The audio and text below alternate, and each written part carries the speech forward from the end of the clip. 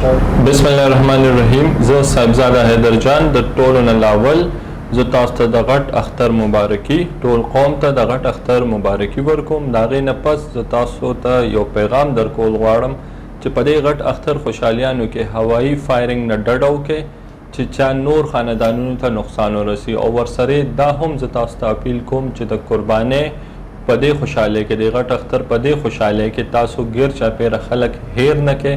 د قربانۍ په غوښو په موقع باندې تاسو خپل خپلوان او ستاسو سرکل کې چې کوم ضرورتمند خلک دي هغه هیر نه کړئ. یو ځل بیا تاسو د ټولو لوی اختر مبارک شي.